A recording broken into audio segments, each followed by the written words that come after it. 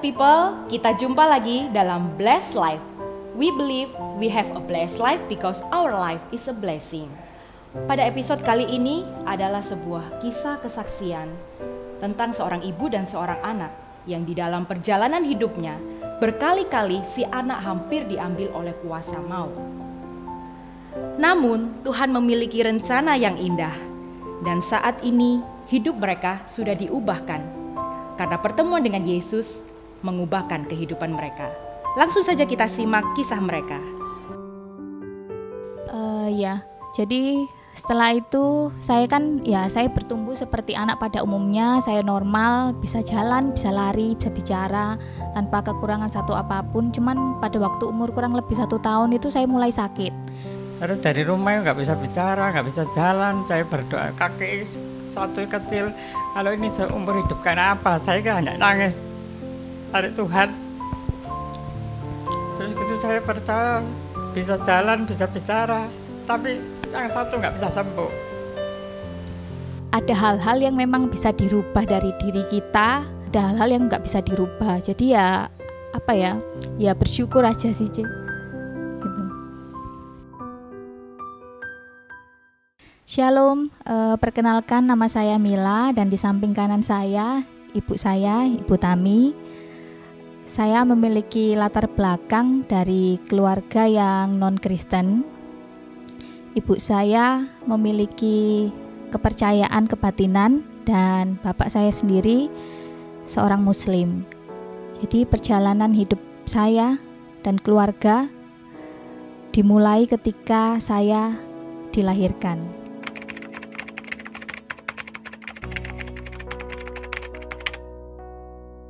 Tuh hamil itu ya nggak ada apa-apa, normal, sehat. Baru melahirkan, diproses, suruh operasi satu pun nanti tidak ada yang satu meninggal, satu hidup.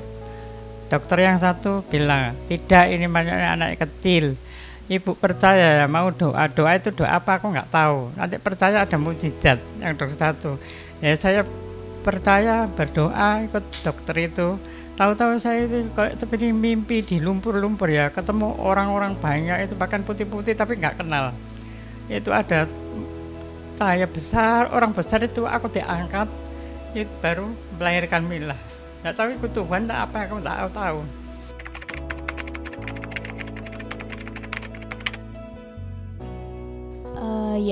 Jadi setelah itu saya bertumbuh seperti anak pada umumnya. Saya normal, bisa jalan, bisa lari, bisa bicara tanpa kekurangan satu apapun. Cuman pada waktu umur kurang lebih 1 tahun itu saya mulai sakit.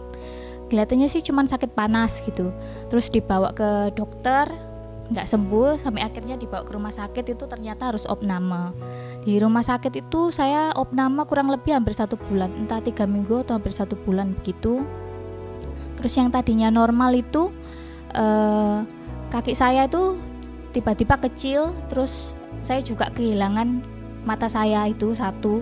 Terus waktu itu minta penjelasan dari orang tua, kan pasti ada respon ya ke pihak rumah sakit gitu. Tanya ke dokternya, katanya ini akibat salah suntik. Ya itu sih, itu secara bahasa kedokterannya sih katanya salah suntik kayak gitu. Terus karena nggak sembuh itu ya mungkin orang tua akhirnya itu memutuskan ya saya dibawa pulang lah. Mungkin ya sudah nggak ada harapan juga mau kayak gimana ya. Terus akhirnya dibawa pulang.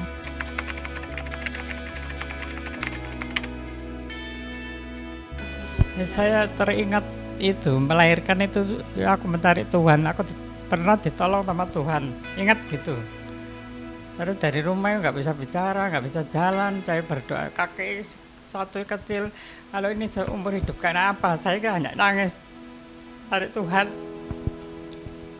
Terus gitu saya percaya bisa jalan, bisa bicara, tapi yang satu nggak bisa sembuh.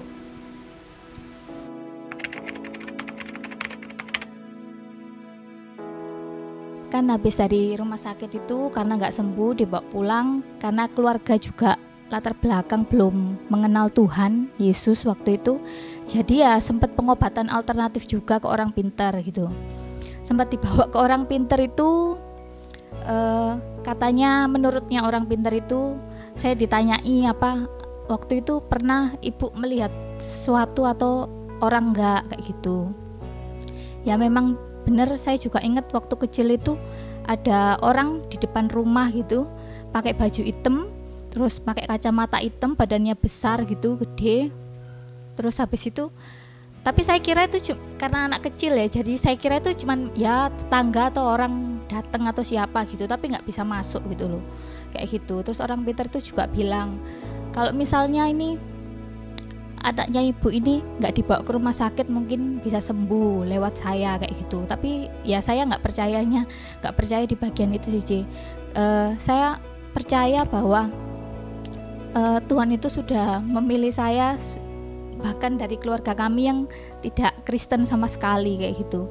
Jadi waktu dibawa ke orang pintar itu, terus saya waktu TK juga saya juga, ini orang siapa ya, kok aku pernah lihat, kayak ngikuti terus gitu, tapi nggak bisa megang gitu loh. Waktu kecil juga itu katanya waktu saya ditinggal sama ibu sebentar gitu, saya mesti nangis gitu. Ada orang yang mau menjamah, mau memegang, mau mengambil, tapi nggak bisa gitu loh, kayak gitu.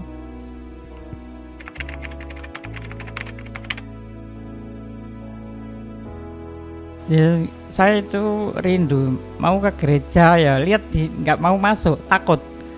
Setiap hari ku cari gereja tapi jalan tapi nggak berani masuk. Tapi tahu-tahu Bapak Gembala kenapa nggak mau masuk. Saya jajak masuk, terus tiap minggu dihampiri, jajak bersama-sama. Ya, terus saya itu memuji Tuhan, ya Tuhan selamatkan keluargaku. Semua kuasa-kuasa kegelapan Pak sendiri yang menyingkirkan. Ini selalu diuber-uber sama orang itu. Kalau di pintu ini selalu mau masuk, saya ngadang, saya lihat, tapi sama aku nggak lihat. Ya itu selalu saya ikut Tuhan itu, karena ini sakit semua bisa sembuh, tapi yang satu nggak bisa sembuh ya mata ya, sama bisa jalan, bisa kaki sama. Saya mengucap syukur karena Tuhan berikan jawaban apa yang kuperlukan.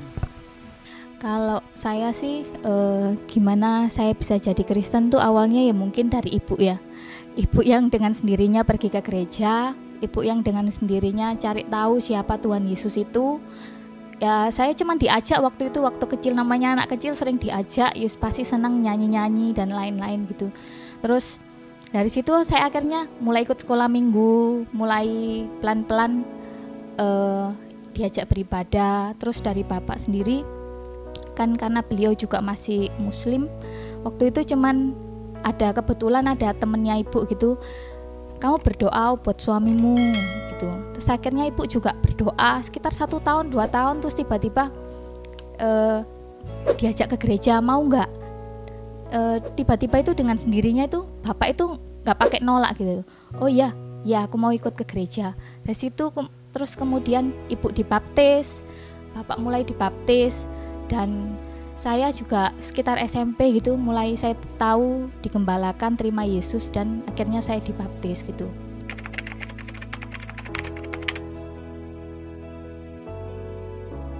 Kalau kehidupan yang sekarang ya apa ya, kalau dulu sih jujur aja waktu SD itu sempat minder ya, merasa nggak percaya diri karena fisik saya kok beda sama yang lain gitu. Terus apalagi ya, pandangan lingkungan sekitar sama teman-teman tuh kadang agak berbeda. Tapi itu saya rasakan cuman SMP aja, cuman nggak gambar diri yang terlalu parah, saya kok gini, nggak terlalu kayak gitu, cuman kadang agak nggak pede aja gitu. Terus kemudian mulai SMP, ketika saya udah mulai punya komunitas sendiri, disitulah saya mulai tahu kenapa ada hal-hal yang memang bisa dirubah dari diri kita, dan ada hal-hal yang memang ya itu sudah Tuhan sudah seperti itu gitu loh, ngasih kamu tuh seperti itu gitu. Ada hal-hal yang nggak bisa dirubah, jadi ya bersyukur aja sih, C.